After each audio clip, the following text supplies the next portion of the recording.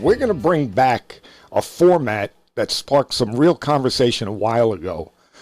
Back in July of 2023, I did an episode called The Parent Point of View, which was a panel-style discussion. And based on the response of that first one, it's a format that I'm really considering making a regular part of the show. So the goal is simple: bring multiple experienced voices together, hear real questions from the youth baseball community, and let the conversation happen without a filter. So today, serving as panelists for this discussion are Jeff Sopha and Kevin Coe, and everybody out there knows them because they've been on the show before.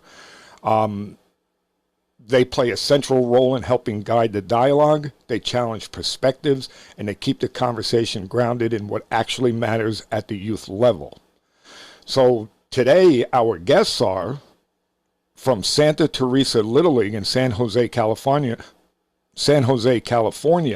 are Kevin Woodard, Majors Division Director at the 12U level, a Juniors Division coach for 13, 14-year-olds, and a member of the Little League District 59 staff. And Kevin is also an assistant coach or helps coach at the Oak Grove High School in San Jose. We also have Robert Wallinger, Vice President of the Santa Teresa Little League. This isn't a traditional interview. It's a roundtable discussion. No scripts, no talking points, just honest answers to real questions about development, competition, parents' pressure, and what's truly best for kids in a game. So before we started recording, we were talking a little bit, and one of the questions that we're going to start out with is going to be, how do coaches, youth level coaches, Little League coaches, how can they take the information that they're receiving from, say, high-level coaches, higher-level coaches, and stuff that they see on YouTube, social media, how can they take that and bring it to the younger kids, 6, 7, 8, 9, 10? Who wants to open it up? We could go KC, Jeff, either one. Go ahead, Jeff. All right. Kevin, you want to volley this back and forth a little bit, see where we take it? Sure. I'll let you start. All right. Well, look, here's my thought on this, Kevin and Robert. For me, I feel like you can never go wrong grounding your team's work in fundamentals. Whether they're 9, whether they're 10, whether they're high school guys, we spend 25 minutes playing catch every day, regardless, right? Catch play is the essence of the game. Throw well, receive well, set our bodies, have good athletic movement through all of the fundamental work that we do, whether it's hitting, running, fielding. So whenever I see high-level advanced techniques, I always encourage youth coaches, understand the why. Some of these drills are a little wacky, and that's for a specific fix to a very high-level athlete's unique need at his point in his baseball career or hers. And sometimes we're trying to move the top hand, the bottom hand. Sometimes we're trying to get better reads on balls, and we do a lot of unique things to over-exaggerate a movement so that athlete can develop a feel. So when you see things on YouTube, when you hear coaches talking, always make sure we understand the why. And when I talk to youth kids and youth coaches, my guidance is always, if you can't explain the why we're doing it in 30 seconds or less, and that athlete can't respond back to you his interpretation of the why within 30 seconds, we probably shouldn't be doing that drill. So I would emphasize and I would orient everything we do on the essential fundamentals, particularly if it's a younger athlete. Remember, they don't have the fine motor skills. They don't have the frontal cortex to take a lot of that in. So simplify. That's my approach. And I kind of piggybacking on what Jeff said. You have to be careful on the drills that you're teaching kids, okay? Little League, to me, when you say Little League, it's recreational baseball, right? It's kids kind of learning at the infancy stages. They're learning how to catch. They're learning how to throw. The speed of the game sometimes is a little too fast for them. So like installing elite level drills in a Little League practice can cause some chaos. And you might want to start by scaling it back. And like that catch play, like playing catch, is critical, because if they can't catch and throw the baseball where they want it to go consistently, they're gonna make some bad throws, right? But consistently, I'm talking like 85, 90% of the time, then they shouldn't be doing elite level drills. They need to go back to playing catch, learning the four seam grip to throw, like setting their body to the front side so that, and using their backside to throw the baseball. And once they can do that, then you can install the elite level drills. And so like, but those elite level drills usually are for the more advanced kids. And so like kids kind of separate themselves. There's some kids that just kind of enjoy recreational baseball. Parents sign them up for it. They love the camaraderie of the teammates. They love the coach because they make it fun. And then you have some kids that are serious about it. And those elite level drills are for those kids that are actually serious about it. And so at our academy, we kind of have both worlds in our academy, and we use the same programming for it, but it's paced differently. And so like with our elite level teams, when we come in, we bring our new 9 and 10-year-old kids in that have tried out, they've showed the athleticism and the skills to make our elite level program. We start them out with like what we call an everyday program. It's something that they have to do every day, and we install that in the very first practice. And they may only usually practice, our infield practice usually lasts like an hour and 15 minutes. And you're talking about starting on your knee and wrist flips and then getting to their feet and kind of learning to use their backside and then stretching it out to where, they get to about 30, 40 feet. And the accuracy just kind of goes to trash, right?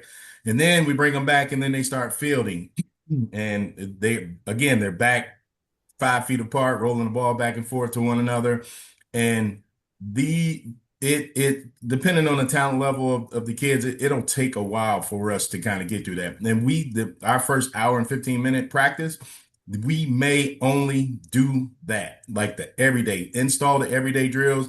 And I inform my instructors and let them know, like, look, it's going to take a long time to install this the first practice, but once they get it, it'll take 5 to 10 minutes to do it each and every other practice.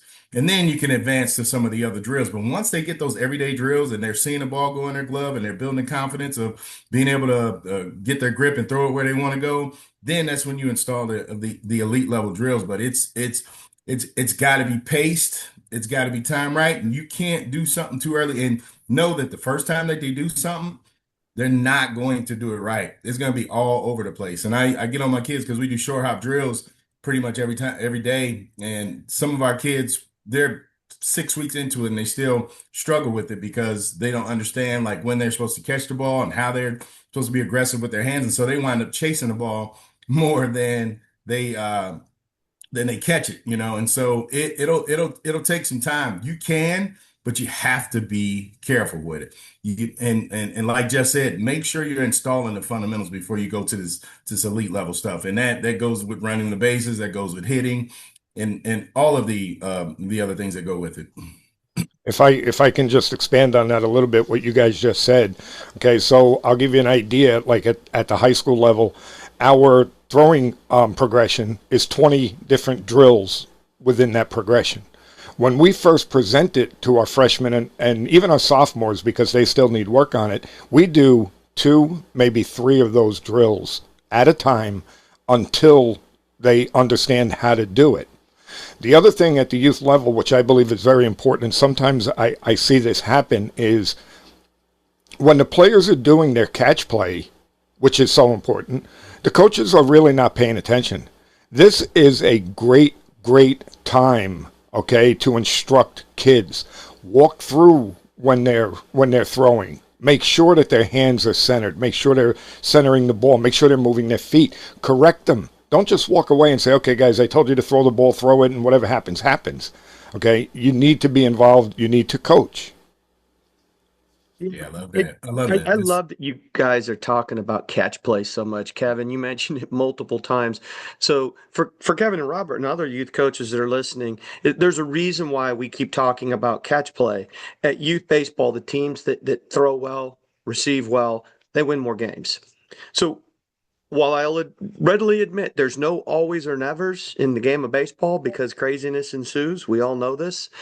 There's some truisms that kind of hold well through over time. And one of them is this.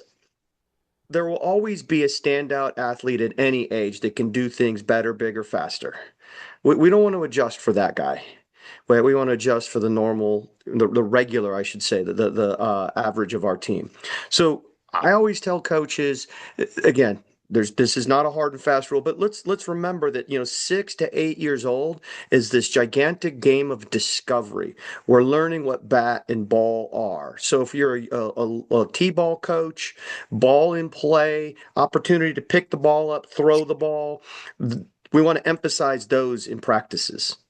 When we have 8 to 10, we're starting to develop a little athleticism. Our feet are getting underneath us a little bit. So while we're still focusing on the throw catch skills, we can introduce a little more running drill work. We can get a little bit into maybe where to throw baseballs, but we're still mostly catching balls. Maybe by 8 and 10, we're working with more fly balls out of the sky than we were at 6 and 8, where the ball's coming off a tee. And 10 to 12, now we can start talking a little more advanced with some of this. And we understand it now. Hey, bodies are starting to grow for these kids a little bit. Some are showing a little bit of strength. So we can talk about that next level of baseball, which is okay. Kid pitch has kind of come with 9 and 10, right? So now we can maybe get into a little bit of mechanics. I really don't like to overemphasize mechanics with kids. So when you're doing drills, I like to let their bodies be naturally athletic, but we can start talking about different arm slots for infielders, knowing full well they're not going to always know when to move to your right. We've got these 2, 3, 1 o'clock even arm slots, and we move to our left, we're going to be more on top if we're a middle infielder. But it's a good time to introduce the concept of getting back on a fly ball and coming through the receive, treating batting practice as an opportunity to get power shags, right? Start building some of the routines that will service them better when they get older. And now we can then think, okay, 13s and 14s, maybe, we're getting ready for high school. That's that year you talked about, Kevin, where, it's like, hey, we're getting ready for high school. Well, your best friend, 13 and 14, is know what the weight room is. I'm not saying you got to be the big bodybuilder, but we should be understanding what a good squat looks like, and what dumbbells are and how they work and what muscle groups we want to, right, what movements from a functional strength standpoint in the weight room can help us become prepared for a high school team. Because, hey, if you're going to play varsity baseball as a freshman, you're going to be sitting around with some guys that got some man bodies. We got hair growing in places now, and some guys are going to be really fast and they're going to be strong. As a 15-year-old, I want to be able to compete with that. That's not always the case. If you're at a big high school, you might just be the freshman guy, and that's okay, because your curve is this up and down, this ebb and flow of your body growing and changing. And don't forget, even starting at 10, when kids start to show some growth, one year they're going to be the small guy on the team, and then they're going to go home for summer break and grow 2 inches and a shoe size, and that next year they're going to be clumsy because they got this new big body. It doesn't mean they're not a good baseball player, a good athlete. That just means they're growing with their body. So when I think about drills and I think about what my focus, I go back to that basic, I guess, timeline of how athletes' bodies adjust, and I orient my practices around them. I meet them where they are, where the team is, and I don't want to over orient to the kid who's not quite caught up, or maybe he's in that growth year, and I don't want to over orient to the kid who's accelerated a little bit, because I know over time it evens out, and that timeline sort of holds true. So I'd like to hear from Robert and Kevin, unless Casey, you had something to add to that. No. Go ahead. Give us a little bit of feedback what you just heard. You just heard a lot of stuff, so you're drinking through a fire hose here. But give us your opinion on what was just said. Go for it, Kevin. I think two things. What we see in that 8 to 10, 10 to 12 range is, like you say, a lot of coach abandonment during the catch play. Yeah. And it's, all right, we need to get into, the fungo, start fungo into bases. Just as soon as we can get into those drills that we see on YouTube, the better. And I think at those levels, I think there's a mental health component that we miss a lot. But that catch play, for me, to kind of build on what you guys were saying too, is for me as a coach, that's not only just catch play, but that's my mental health check in with the kids and getting to know them. That if there's a kid, especially at that 10 to 12 level and older, that I see just isn't himself, because the kids are all spread out playing catch, that's a great time for me to check in with them. And like something's off, that's when I can kind of grab them and pull them aside, check in, make sure everything's good. And, stuff like that makes the practice so much better when you can do that at the beginning. And I don't think some of that stuff's taught enough, especially the mental health side. But as far as the catch play, yeah, it's huge. We see so much of it, Robert and I, that we go to these games and it's an overthrown first base. It's, the double play that could have been, 2 or 3 times a game, just from not emphasizing that catch play at the beginning. What do you have, Robert? I want to hear from you. Yeah, I agree with everything you guys have said. It kind of jogs memories of certain games and certain practices, or even how I managed, when I coming through the ranks and just finished the 12U, through 12U managing, and started in T-ball, and just I've seen this progression, and now I get to start all over again with a 4-year-old I have, who's going to start T-ball, and I'm going to go through another 8 years of this progression, and now I have all this knowledge and experiences I've gone through, and you guys have hit on a lot of things that I think are really important for coaches to understand, and the main things that like popped out were truly focus in early on the fundamentals and make sure they get it right. Not just like I did the drill, but like actually did you do the drill right? And then we'll move on kind of thing. I think oftentimes it's like, okay, it's been 5 minutes, we've done it, but it's been like really crap, performance, or like how they did it was just wrong. It's like, okay, well, we did that. Let's move on to the next thing. And we're thinking, okay, they got better, right? And then the going around and talking to the kids during catch play, I do it myself. And you get a sense where kids are at for the day. You can kind of get an idea, like, okay, what am I about to get out of them? And it somehow it's all of them, right? Like it's like, okay, a couple of guys are down, and all of a sudden the whole team is like just not playing the way you want them to do, or what you expect them to do, and you can kind of cater, maybe not in the games, but you can kind of cater a practice to kind of counter that, if you're paying attention, right? So I do think that's something that we gotta really press on coaches is, the beginning of practice, when when you're trying to get coordinated on what you're going to do in practice, sometimes it's as easy as, go do the catching right. They're going to throw 80 times to each other, and they're going to like, here, let me do a Derek Jeter throw, or let me do a sidearm, or hey, I really got this really cool knuckleball, right? And I don't want to take the fun out of it, but in some cases, like let's do some other things right first, and then you guys can have a little bit of fun with it after. So yeah, no, that was all great stuff. I do have a question that came up while this was being said, and I think we see this a lot as you get into that 11, 12,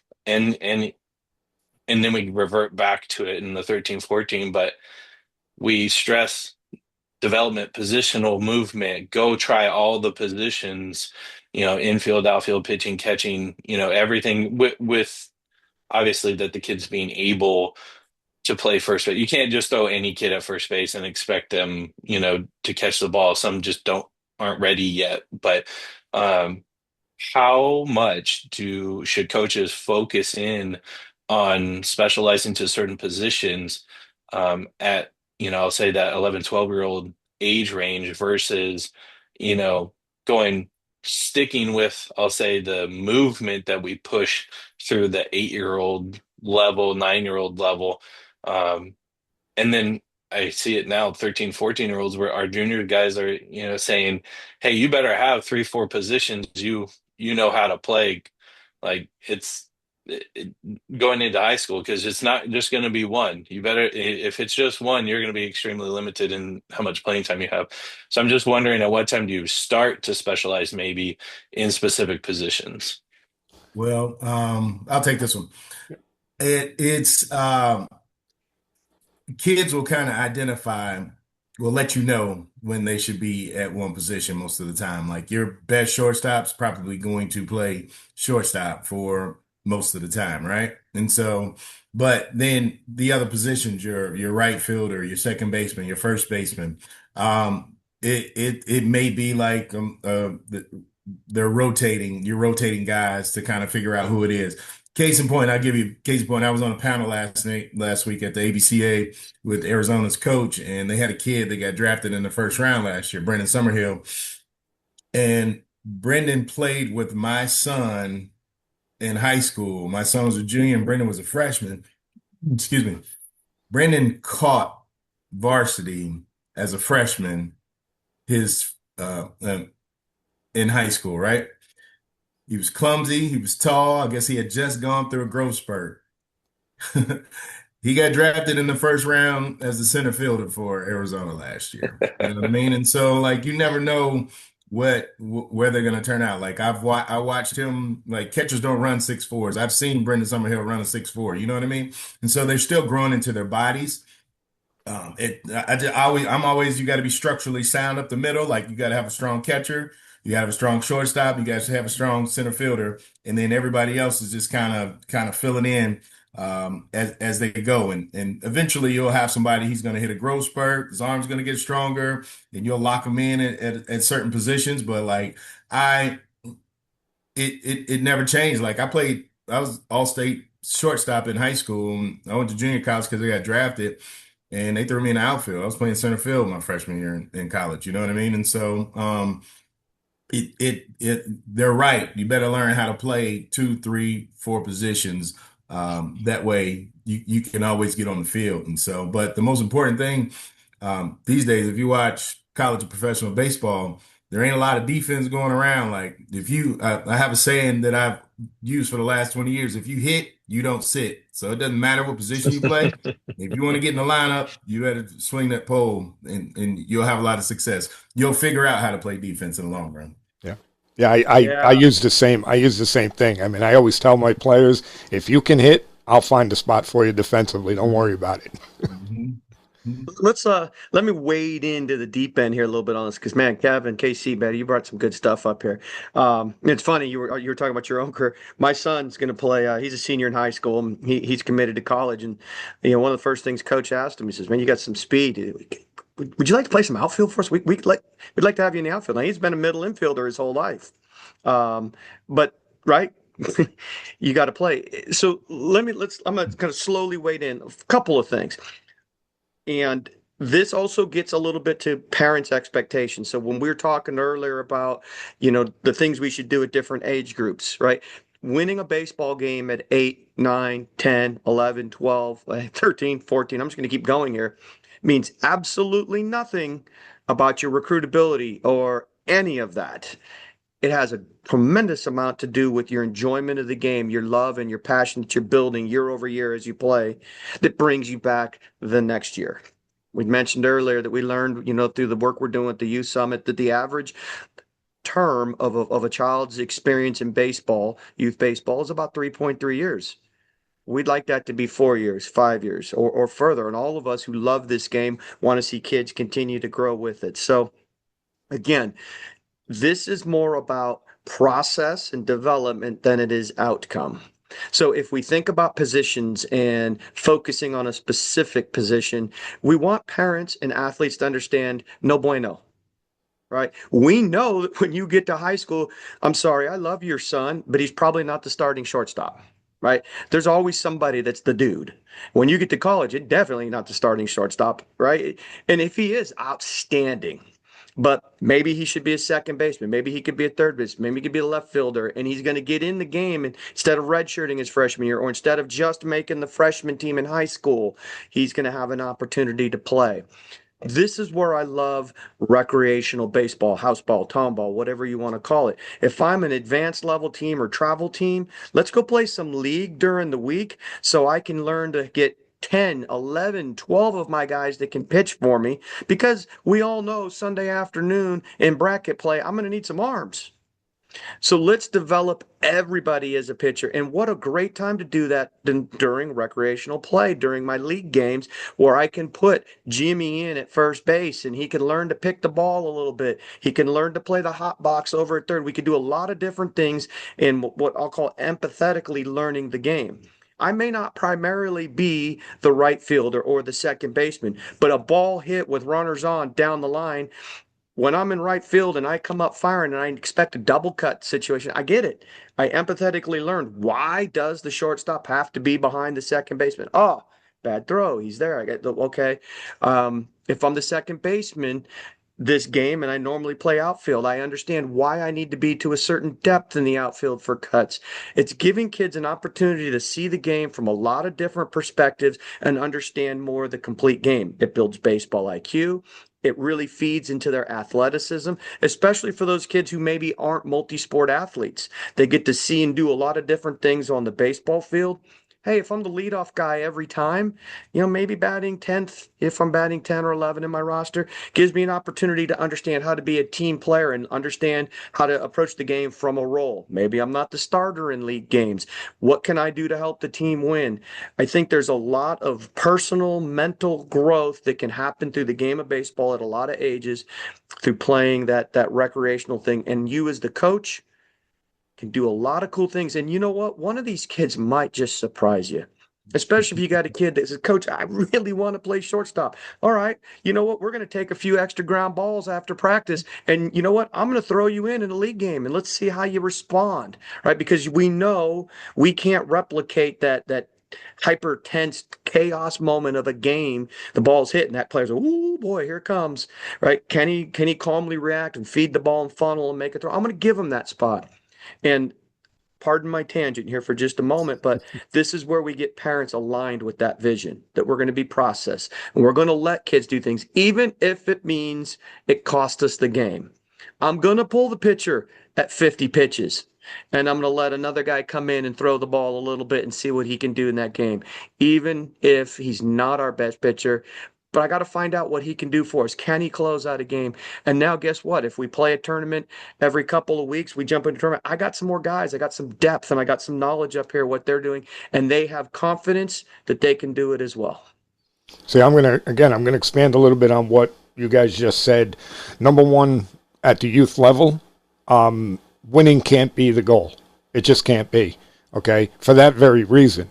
Okay. So if you're worried about winning a games, you're not going to take your best player at a shortstop because I got to keep him there because we got to win the game. Okay, that should not be the goal. The goal should be to develop all players, move them around. If you win the game, great. If you don't win the game, so be it. And one of the things, too, that came to mind is if you ask any high-level college coach, all right, when he's recruiting, he'll tell you that if he's recruiting 12 players, he wants to recruit 12 shortstops. He's going to look for 12 shortstops to get, okay?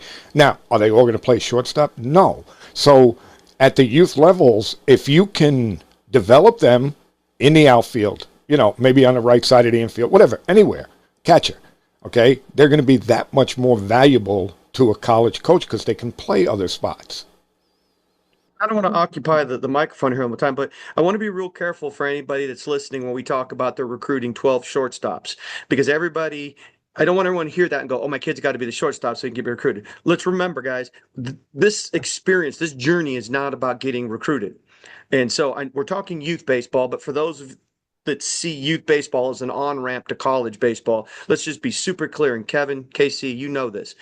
Playing college baseball is really, really hard.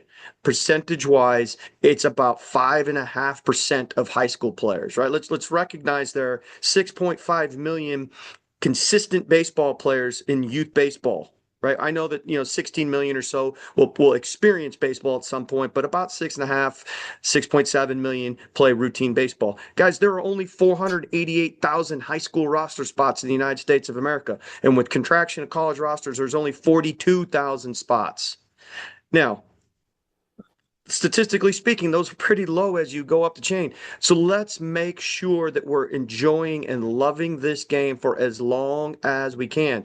Don't make your kid feel like he has to be the starting shortstop and has to be a dude so he can go to college when he's 12. Make sure that, you know what, he's excited about hot dogs and ice cream after the ball game, and he has the opportunity to play this game with his buddies from around the block, and that, maybe he'll throw his glove on the handlebars of his bike. I don't know, do kids still ride bikes? I don't know. And meet at the, somewhere in the street and play a game of wiffle ball. My point is, that memory of what this game is going to give him will last way longer than you making sure he's eating 30 grams of protein every day and going to 4 different private lessons a week while he's trying to get his homework in just so he can become the shortstop. Thanks for clarifying that for me, Jeff, because you hit the nail right on the head. Off my soapbox. I'm sorry. All right, guys. So what do you got for next question? I was just going to say we see that a lot at the lower divisions, that 10, 12, that the competitiveness outweighs the desire for a lot of development and moving around of kids. And so once they get out of that sort of 12U season where they could go to Cooperstown, they leave that, and the competitiveness, that hyper competitiveness that was still there, goes away at, I would say, 13, 14 when we're trying to get them into high school. And sometimes it's kind of a letdown because we're getting back into development and there's a bunch of games, but there's no playoffs and things like that we have to go through. And for me, it's always, how do I convince these rabid competitive parents how to take a step back from that 10-12 season and realize the importance of what we're trying to do to get them to still love the game after that. There's a lot of kids that leave after that 12U season that they're done, and you can see it. They're burnt out. They've been yelled at by everybody about everything for the last 2 years, and they're just done. They wanted to play baseball and they weren't allowed to. It was almost like a second job. They go to school and then they go to work again. And I struggle with how to get that message across to parents a lot. That's a tough one. Who wants to take that one first? Well, 13U, the field changes sizes. And so if you haven't been focusing on the fundamentals from 10, 11, 12, it's almost like starting over at 13. And the fundamentals, what we've been talking about on this call, are critical. Being able to throw, because just think about it. The field changes sizes, but their bodies don't. And so that 13U age group, these kids are still taking their uppercut 12U swings, trying to hit the ball over the fence. And when you become 13, that's a routine fly ball to short right field or short center field. Like, the field dimensions, it just changed so drastically. And just think about the bases become 80 feet. And so I've had some kids that were pretty good at the Little League dimensions, and then the base goes to 80 feet. And I was like, this kid's never going to make it to first base because he's so slow, And so, but the fundamentals don't change. And so, like, if you can catch the ball and throw it where it's supposed to go, you're going to get outs. If you can pitch the ball to the catcher and throw strikes, you're going to get outs. And you're going to run into a fastball every now and then and drive it over the outfielder's head. And so, but the kids have to be able to, they have to love it. And so if we allow them to have fun at 10, 11, 12, fall in love with the game at 10, 11, 12, understand that they're going to fail at 10, 11, 12, and make sure that the parents aren't yelling at them because they've done something wrong, because this is a very, very difficult sport. And if the parents can't teach their kids how to deal with failure, how is the kid ever going to learn how to deal with failure? And so if we allow these kids to fail, and those are the most teachable moments. When they fail, they make a mistake, that's when you go wrap your arms around their shoulders and be like, hey, you know what you did there? And he's going to tell you what he did. And it's our job. That's when we get the cue to tell them, hey, Just do X, Y, and Z the next time, and you probably won't make that mistake the next time. And that's how you build those kids' confidence so that when they're 13, they don't go around and play another sport. They stay with baseball. And they know that you have the passion and the energy and the love for them so that because they show the passion and energy and love for the game of baseball. It's all about making sure that they deal with failure, handle failure, and fall in love with the game at those 10, 11, 12-year-old age groups. You're going to have parents. I'm in a group chat with crazy dads whose kids have graduated college right now. And they were crazy dads. And the reason why I'm in a group chat with them is because they were crazy dads. And I had to reel them in all the time. And we built a relationship, and it's been over 10 years, and we've been in this group chat, and we still have fun talking about old times, and we talk about new times, but they understand and they see the next generation of kids coming through. And I'm like, no, that was y'all. Y'all were the exact same way as those guys were. And so, but it's important that we install that fun and that love and that passion for those kids, because 13U, the game slows down. It gets even worse at 14U. It gets even slower. Just think about it. You got a group of 14-year-olds playing on the same field that major leaguers struggle on. And so it's not going to be fun until they turn around to 16 or 17-year-olds and they add that strength so that they can have some success on a big diamond. And so it's a difficult stage, that 13-year-old age group. So I know what you're talking about, but it's got to be more love than baseball in order for them to have some success.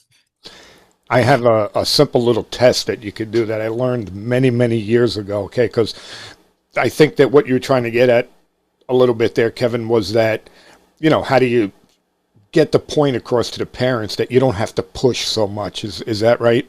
Yes. So, again, story I heard years ago is, your kid is youth baseball age, get a tee, a net, and a bucket of balls and put it out in your backyard. But don't go and push your kid to go out there. Just leave it there.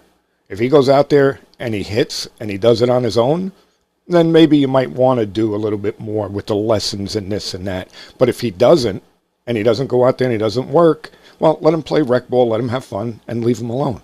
It's a simple little test that I always thought was a great idea, because, like you said, if you push that kid to go to lessons and this and that, maybe he doesn't want to do it. So he's going to get burned out. He's going to, lose interest. Whereas if he goes out and does it on his own, well, it's something that he wants. Hey, Kevin, you talked about failure, and so Jimmy, let's, if we can in a minute, let's talk about some failure routines and expectations and those things. But I want to go down a little bunny trail here off the main trail just for a second and talk about setting some expectations with parents, because Kevin brought up something really, really important. This game is hard. When it gets challenging, parents that were well-meaning, like we all want to protect our child from that feeling of not being up to par. Like, no, but nobody wants to see your child upset. But that's part of what youth sports teaches kids, is how to handle that emotion, how to handle the reaction when things don't go the way we want it to go. We have to allow them to experience that, develop some strength around it, mental strength around that. We have to have some failure routines. And if we're constantly placing blame, it's the umpire's fault, it's the coach's fault, it's whatever, that child never develops that. And we see it in the workplace. We see adults that never really were able to grasp that, and they can't take accountability or responsibility for things that need to be done. And what a great opportunity for us as coaches to help get the parents on board with my approach to failure. So I think one of the first things you can do within your league with your youth parents, everybody wants to have the player sign a contract, no tobacco, no swearing, da, da, da. How about some parent contracts? All right, we're going to leave the umpire alone. We're not going to go home and talk about the game on the drive home. We're not going to have a dinner table conversation where we compare you to the other kid that's playing shortstop and you're not. Like, we're going to have some guidelines about how we handle this so that it becomes the child's experience and they learn to battle and work hard for the things that they want. Kind of like Jimmy was just saying. Like, if he doesn't want to be shortstop, don't tell him he's got to be the shortstop. But the most important thing you can do amongst even all that is to get your parents on board with your plan about a development and process-oriented program first. This is what it will look like. We're going to play spots. We're going to move guys around that may cost us a game. We are going to hit your kid 40 ground balls, and I intend for him to miss 25 of them.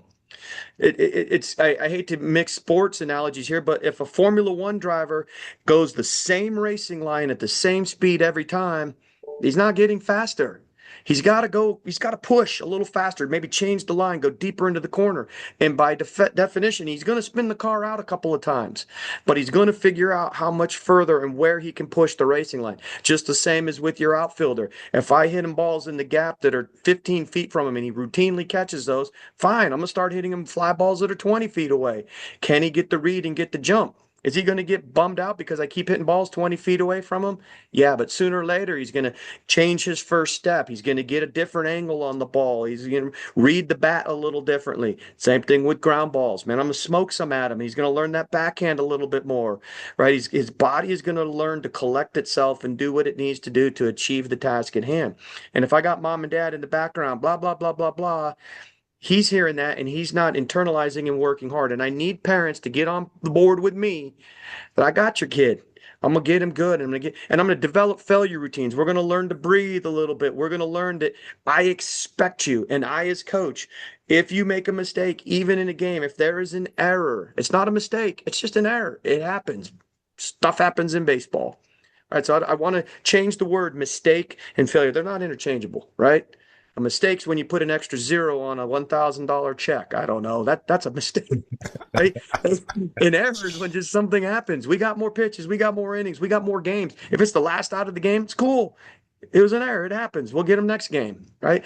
There's a lot of youth baseball to play. So I need parents to be on board that we're going to deal with that. So we could talk here in a few minutes about failure, but until I get parents bought in to that's how we're going to coach our youth, get it back to what Kevin said, where these kids are just playing the game, that changes everything. When everybody's on the same page, we're just playing the game.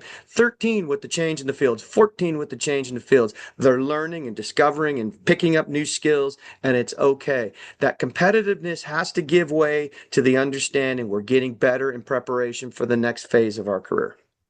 As far as failure goes, something that you guys can take back to your league with you is I have a little protocol that I do when, like Jeff said, player makes an error. It's really simple. Deep breath in, deep breath out. Then they'll just call out the play. 2 outs, play to first, and then they got to tap their chest and say, I'm back. Very simple, okay? Go ahead.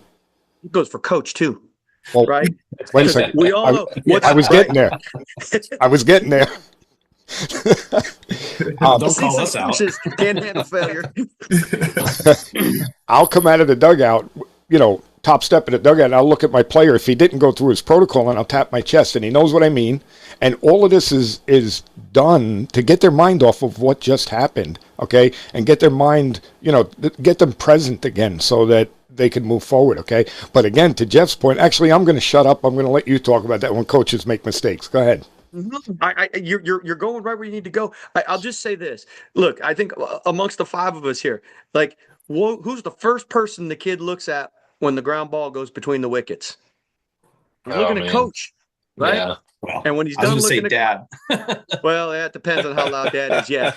But he's certainly the second guy he looks at, right, is dad. So, I always give this example. 2 years ago in the World Series, Game 5, right? Aaron Judge, routine fly ball, right? Drops it in a really, really important game. It's like the biggest stage in the world for baseball at the highest level of baseball. And then the camera flips over to Boone, who's on the bench, right? And his arms are up on the fence.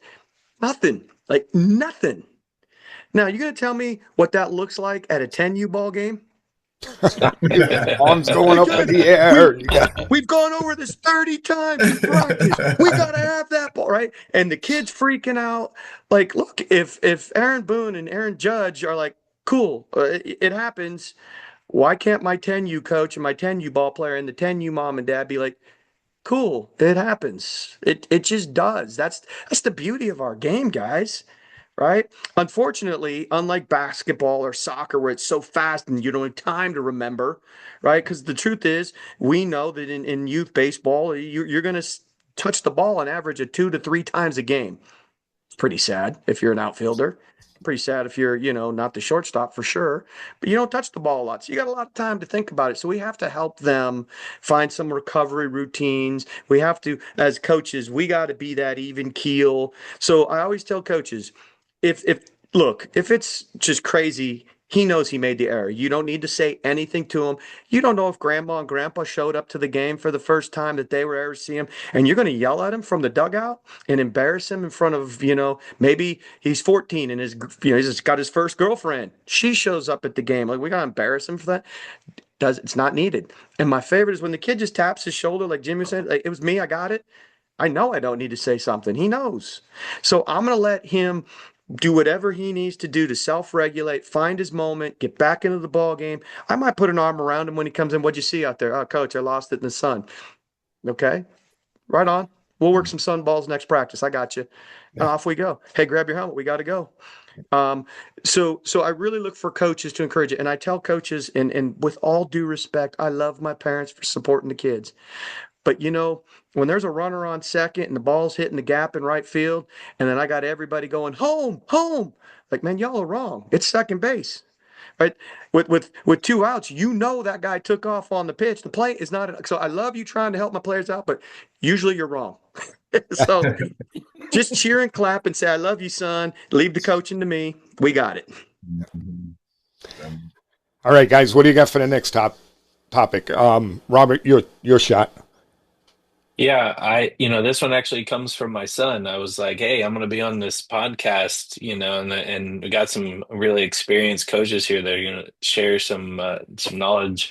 What would you ask them?" And the first thing he asked was, "What is it that you see at the high school or college level that is what skill or maybe it's baseball IQ items or situations do you see at the high school and college level that you're like, man, like they should have learned that in Little League, you know what I mean? Like rec ball, like this is some basic stuff, and I understand, you know, that kind of goes back to the fundamental stuff that we talked about is man, they really don't have that fundamental still. They haven't figured that one out, right? But I think he just wanted to know, like, what is it do I need to work on right now? I'm a 13-year-old trying in 2 years playing hopefully on a high school team, right? And so I'll just turn that to you guys to see, what you've seen and what you'd like to suggest to the team, to the guys here. So 2 things. Number 1, has your son been coming to my practices is number 1. And number 2, has he been listening to this show? Because I complain about this stuff all the time. Go ahead, guys. Hit him. Here's Kevin. Are we going to say the same thing on the count of 3? You ready? 1, 2, 3. Base running. Yes. Yes. Okay. Yes. I got Base Look, running. Kevin, Yeah, was no, that that makes a lot of sense. Yeah. So baseball IQ, I learned how to play the game by watching. I grew up in Chicago. I know I got these red stuff on, but Chicago runs through my veins, and so go Bears, by the way. uh, I grew up listening to Harry Carey and Steve Stone teach the game of baseball while the Cubs were on TV. I can tell when a kid watches baseball versus a kid that shows up to practice because mom and dad brought him there. I can, like, those kids, they have a different confidence about them. They have different instincts when the game starts.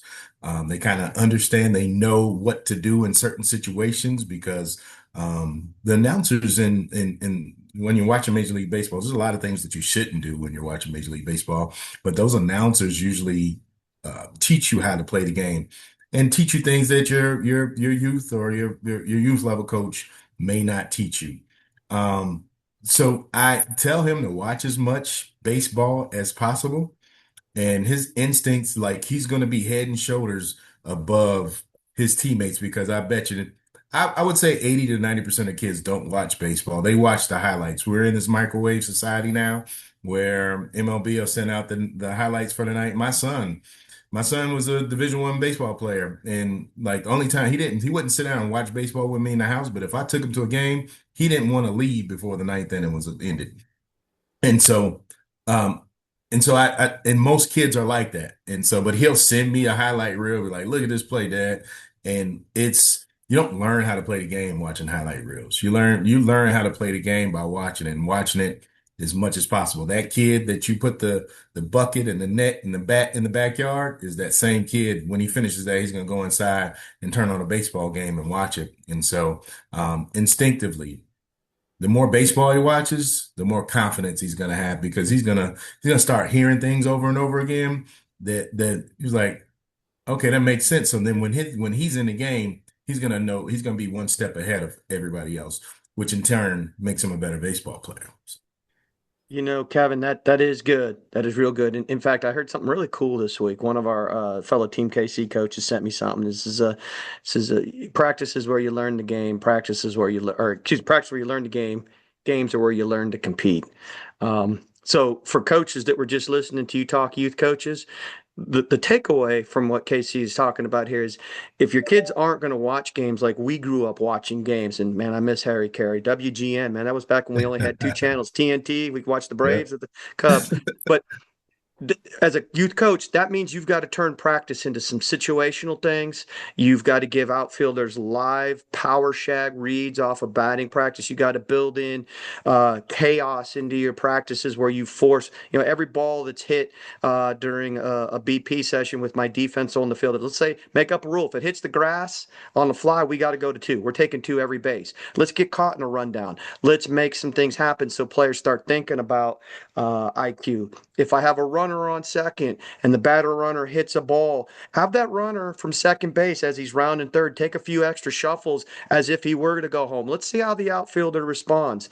Let's bring the infield in situations where we wouldn't have them in, so that we can build the IQ. Because you're right, Casey, they're not watching the game. They're not getting that. So let's teach them through practice those situations. There's not mindless ground balls and drills. The drills, to me, are about teaching muscle memory, right? Feeds to the chest, elbows out, center of the body, athleticism, move, right?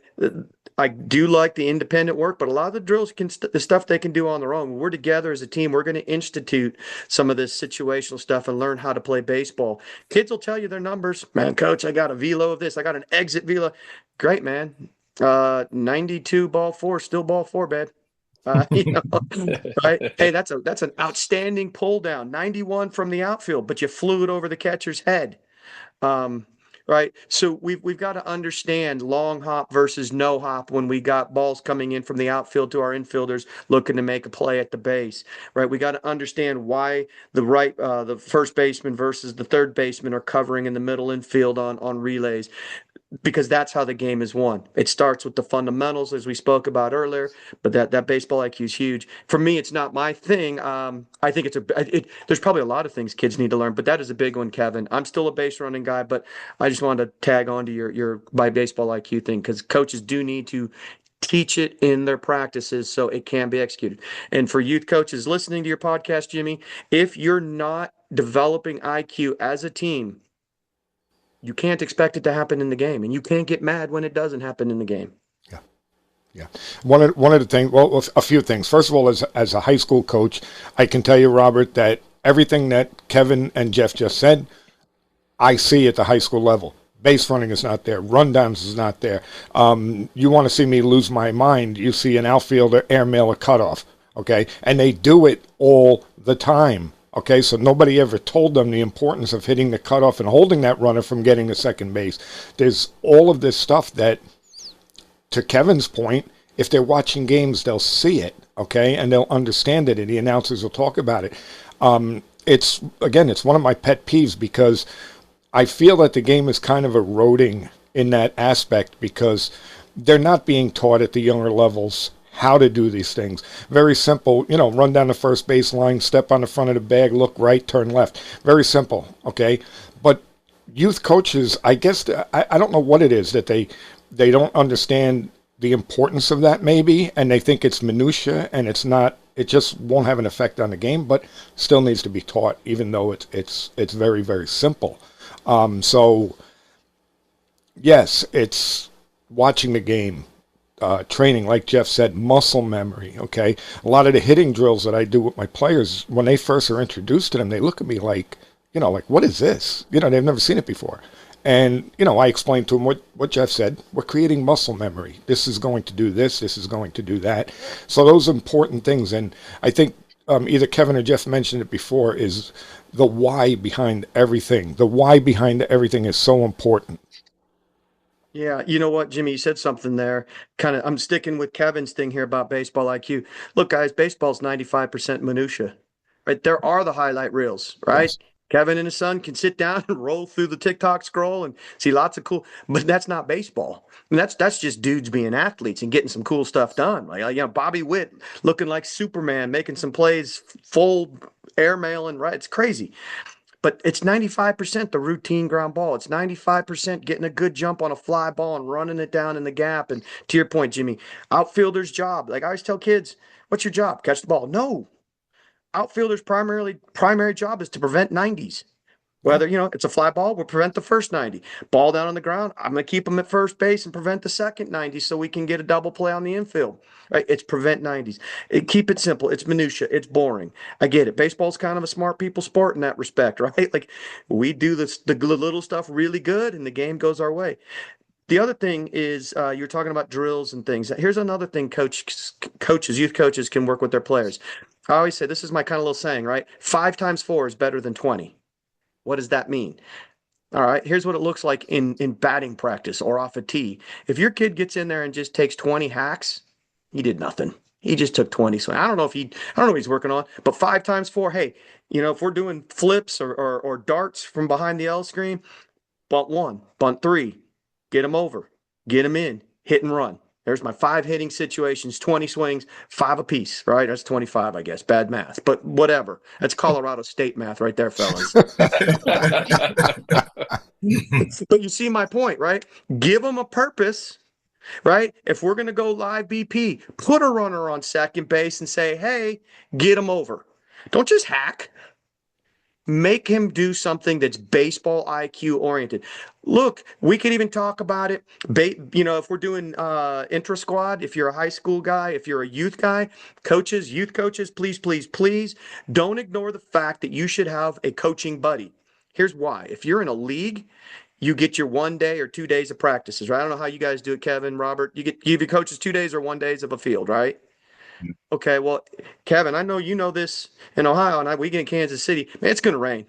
It's going to be cold in the spring. You're going to get snow maybe. So if I got my 1 day of practice and I get rained out, man, I'm screwed. Now, if I have me a coaching buddy and I understand how to run a practice with 2 teams on the field where we can get some mass fungo, 2 coaches hitting fungo, I've done a lot of things. One, I can have more coaches per player, right? Because I can combine both teams. We have an extra day built into the schedule where we're working. Teams can still do independent work. We can still get our individual BP, but we can do a lot of stuff together.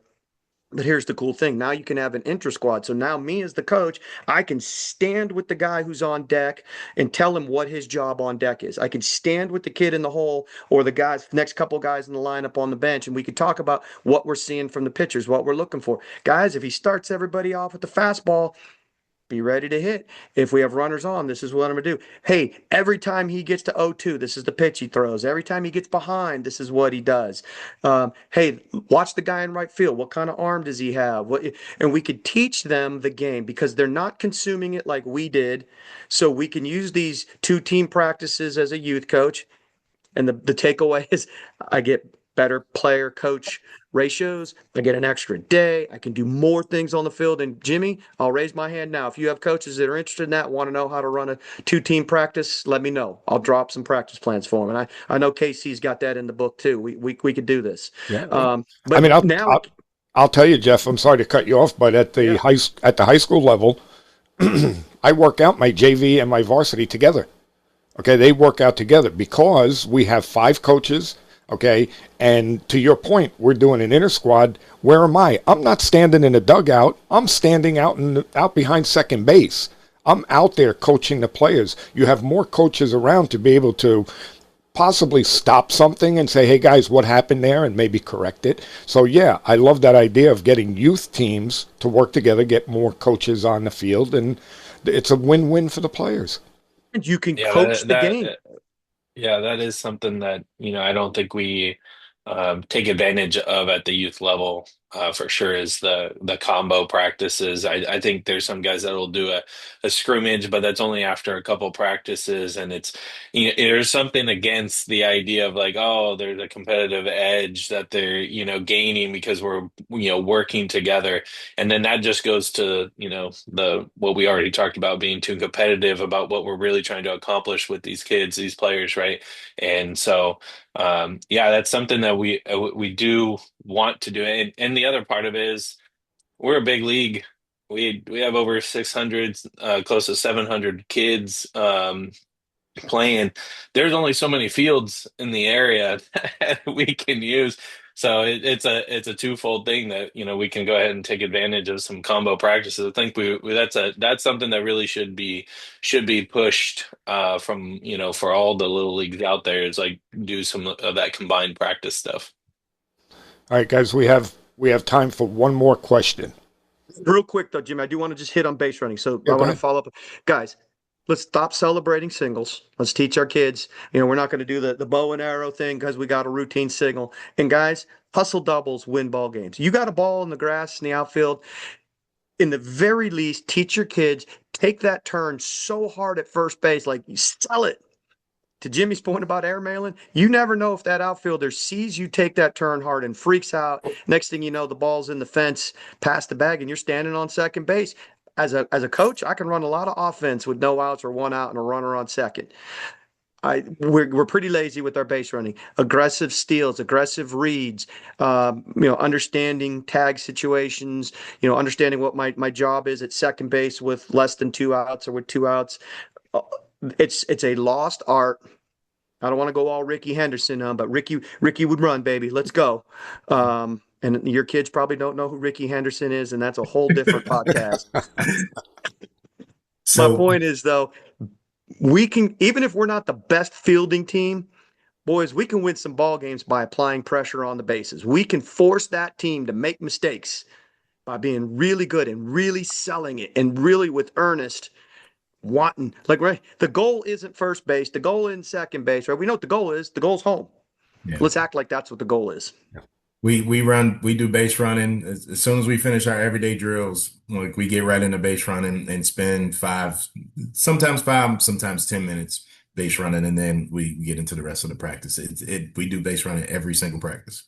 Yeah, we actually start our practices with base running because, before we do any stretching, I feel that the muscles need to be warmed up a little bit. So we'll do our base running as soon as we get there, and then we'll go into stretching and then move on. So, all right, guys, hit me up with one more question. Hey, I'm going to turn this over to Kevin. Kevin, you can go ahead and take that last one.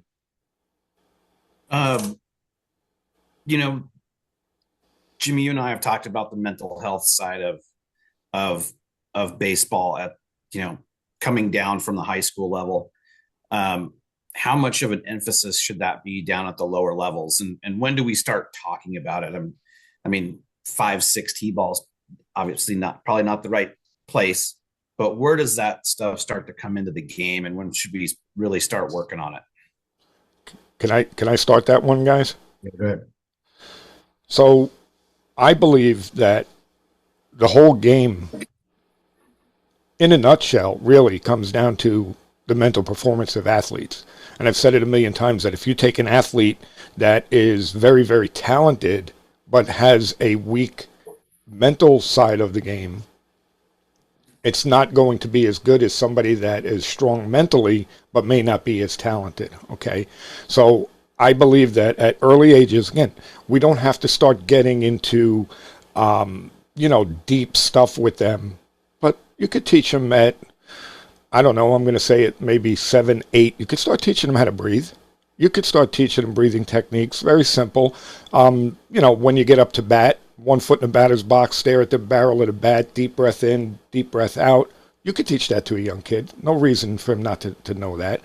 You could teach him a little bit of visualization. So, again, close your eyes and visualize the ball going into the gap. You can teach a young kid to do that. Now, are they going to do it right in the beginning? No. Okay, they're going to close their eyes and do it. But the more you do it year after year after year, then they'll get better at it. So I believe that mental performance is very important. I think you can start it at young ages. You just can't be as complex. Like I wouldn't have them meditate like I do my players. Okay, that's something that takes a little bit more work. But I think you can start them, say 7 or 8. I don't see why you couldn't. Guys, what do you think? It's a great question. It's a great question. The sport has changed. I've been coaching a little over 20 years, and the sport has changed over like since COVID and social media has come along. It's changed in terms of mental health and wellness. And I've talked with other uh, program leaders, and I didn't realize, like, I see it a lot here in Cincinnati, and then I started asking questions to other programs, and they deal with it a lot. And so it's funny, I had to do a presentation here recently on baseball, and it's become so consistent in my life. I was like, all right, I'm gonna do a presentation on mental health and wellness. And then I started doing research on it, and I was like, I'd be a fool to get on stage and, and speak to this. And so um, it's we when we came back from Christmas break, we shut our facility down and we do a week of mental health and wellness for our high school kids. 2 days for softball, 2 days for baseball. There's no gloves, there's no bats, there's no balls at all. We partner with Children's Hospital, and they bring facilitators in, and they help kids. They teach them. They just talk. They speak to it as experts do. Um, we've been doing that for 3 years. We've never done anything for our coaches, and we've been fortunate enough. We're partnered with Jackson Yale and the Center for Childhood Justice. They're coming in on Monday to do a mental health and wellness training for our coaches. You got to keep in mind, there are people that go to college and study for 4 years to deal with mental health and wellness. And so they're coming in and they're going to show us how to run practices and help deal with kids that deal with mental health and wellness training. The anxieties. You'd be amazed that you think your best players probably deal with it more than the players that are at the bottom of the totem pole. It's at what age do you start it? I would say the sooner the better, and it kind of goes back to teaching those kids how to deal with failure. That's part of the process. The breathing, like Jimmy said, it's honestly, the more I learn about it, the more I talk about it with our kids. But it's an ongoing epidemic, but it has a lot to do with social media. Nobody's ever had a bad game on social media. You ever seen anybody put 4 strikeouts on social media? And so, no, not at all. And so, but kids think that the best players, the kids that are signing to go to these colleges, they get 3 hits and a home run every single game. They think they're the new age Babe Ruth, and that's who kids are comparing themselves to. And then when they don't do it in their games, that's when those anxiety kicks in.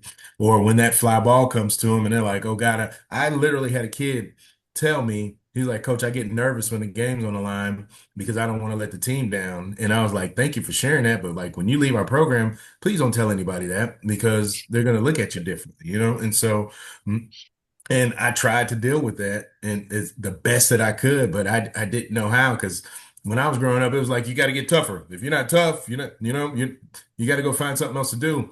And I used to be like that, but I've definitely adjusted to the times. And when kids give me information or they share stuff like that, and I could go on about this. We had a survey that week that we shut our facility down of our 15U, no, there are 16, there's 16 this year. Our 16U kids, there were 11 of them there. And there was a question on the survey and they said, would you talk to your parent or your coach about your anxieties or your mental health problems? And 10 said no and 1 said yes. And then my coach, I told my coach that. My coach went, he was kind of joking around with one of the kids and he was like, hey man, you can talk to me about your mental health and wellness. And the kid was like, Coach, I wouldn't talk to you and I wouldn't talk to my parents about it. I'll just figure it out on my own. And these kids need to know that the adults that are around them, we are around them for a reason and to help them deal with those types of situations. I get into coaching because I wanted to be a mentor and a role model. I'm not a baseball coach. Baseball is just a vehicle. And me being a mentor and a role model means those kids, that play for me, any kid that can play for me can call me and ask me about anything in life, not just baseball, anything in life. And so, and I want the kids in our program to know and understand that that's what this is about. So to answer your question, I don't know. Just do the best you can. Like I said, I think my best coaching thing is when I wrap my arms around my kids or I give my kids a bro hug and I tell them I love them and I was like, look, I'm here for you and you're gonna have some bad days. Like that was very good. Like I got paid to play professional baseball, but I remember my first inter squad game in junior college. I struck out 5 times because a kid threw a splitter and I'd never seen it before. And so I swung and missed everything for the rest of the day. I wound up getting drafted at the end of the year, but you imagine having to deal with that, and I'm in a completely different new environment, and all I thought about was my high school coach telling me, you got to get tougher. You got to get tougher. You got to get tougher. But it's so much bigger now for these kids. And so just be there for them and let them know that you're there for them. And when you see kids struggling, pull them to the side. You can't get them in front of everybody. Just pull them to the side and say, hey, man, are you having a good day? Is there something that you want to talk about? And I do that all the time. And like I've kind of built some relationships with some of the kids that are coming up through our program. And hopefully we continue these relationships through like helping them deal with their mental health and wellness. So powerful. Yeah. Jeff, do you have anything to add to that? No, Kevin, that's great. Can I just sum it up by saying what Kevin's talking about? I'm listening to it, and it's just Kevin's talking about coaching is your trust moment, man. That's what that is. That relationship with those kids. You're building that trust moment. You back to our earlier conversation about being around, talking to them, know their girlfriend's name, know their brothers and sisters and moms and dads, know if they're good students, bad students. It's your trust moment for you to have a relationship with that athlete that's bigger than just this game we're playing. Man, that's great stuff, Kevin. Yeah, one of the things that I think is so important, Kevin, and you touched on it a little bit, is you must let every single player know that you care about them. Okay, every single one of my players will hear the words come out of my mouth. I love you, bud. Okay, I'll put my arm around them and. Excuse me. Just going to share a quick little story about while we were at the ABCA, I have one of my former players who's now a freshman in college. He texted me, he said, Coach, I need to talk. So I left the meeting I was in. I called him. I said, what's going on? Well, he just had Tommy John surgery. So he's in the recovery process and he can't throw, he can't hit, he can't do anything. And he said, Coach, I'm struggling. He said, because I feel like I'm falling behind. So I said to him, I said, well, look, I said, let's look at this logically. I said, what can you do? Okay, number one, we can only control what we can control. You can't control that the doctors are holding you back. So we can control the mental side of the game. So what I did is I sent him 2 books, and I said to him, I want you to read these books, okay? And now you won't fall behind. You will still be getting better as a baseball player, okay? And then when you're ready to throw and hit, you can do that. And I ended the conversation with, do not hesitate to pick up the phone and call me again. I love you, bud. Anything I can do to help you, let me know. That's coaching in a nutshell. That's the way you coach players, okay? Let them know you care. Let them know you love them, and that's it. And if more youth coaches would do that, instead of beating kids up, yelling at them, berating them, belittling them, there's no reason for that. They're kids. Love them. Yeah, Jim, I was thinking, to maybe answer the question myself, I guess now I'll take a stab at it. But Kevin's right. Like, there are some tremendous resources, whether it's Positive Coaching Alliance, partnerships. I know you guys had something with local. We got Blue Cross Blue Shield here in Kansas City. The Royals have an amazing documentary, Not Good Enough. If you Google Not Good Enough or Shut Out the Stigma, that talks a little bit about this. It actually talks a lot about it, and I would encourage listeners to go Google shut out the stigma. It's tough. I feel like I'm a pretty good coach, but I watch that and I'm like, I wasn't always a pretty good coach because I see myself in a lot of the behaviors outlined in that documentary. So for the youth coach, what can they do? Well, obviously, getting 8, 9, 10-year-olds to go through a PCA led discussion on mental health isn't going to work. Parents don't necessarily understand at that age. But remember, coaches, it's about the culture that you begin to establish. We don't have to necessarily call it mental health, but how do I, as the coach, respond to failure? Do the parents and the players understand and expect failure as a part of this learning process? Am I truly process oriented in what I say and what I do? Meaning, I don't say something after every error. I don't even have body reaction. My wife pointed this out to me years ago when I was learning these things. She said, "You do great. You don't yell at the players, but you still do this."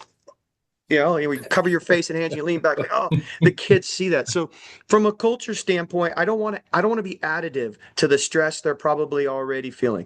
I want to be Aaron Boone and be positive, right? Cool as a cucumber.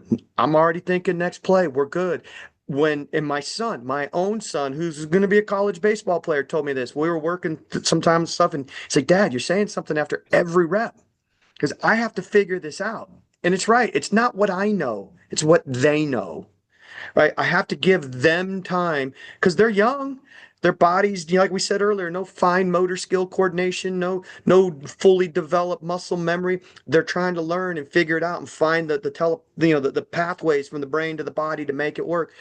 So if you hit them 3 or 4 or 5 ground balls, hit them the first one, hit them the second one, so on. And on the 5th one, what are you seeing? What are you feeling?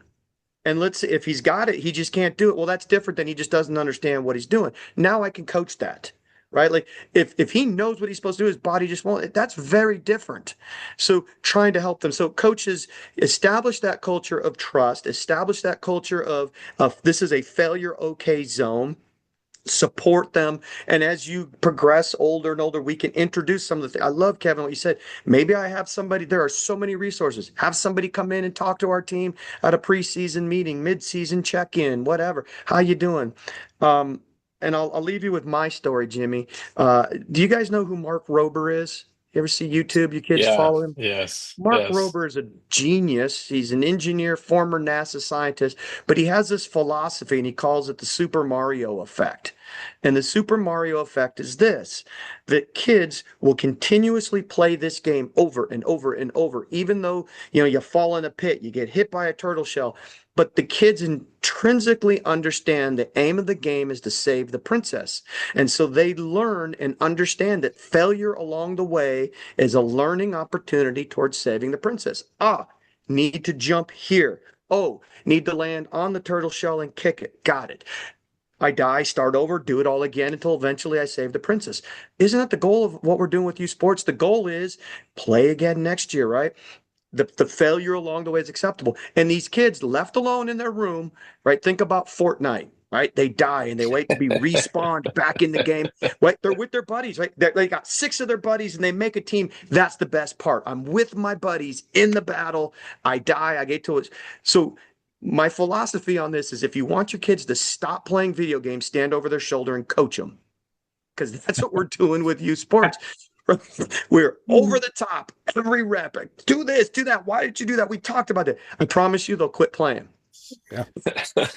Yeah. But the corollary is left alone to learn and figure it out. They fall in love. They're with their friends and they keep playing. So again, I'm not saying travel ball doesn't have its goodness, but that's where rec ball's great. I'm with my buddies from middle school, elementary school. We're all together. Let them figure it out. Little schoolyard. Once in a while, just roll the gear out. Establish that culture that we're going to learn and have fun. And you know what? Things will get better. I'm sorry. There you go. Off my soapbox again. Well, guys, I got to tell you, I think this was fantastic. First shot doing this, and I think it really worked out well.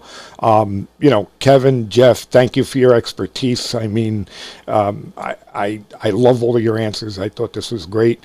Kevin and Robert, thanks for coming on. Great questions. And guys, I look forward to getting this out there, and I look forward to doing this time and time again. I think this is a great format.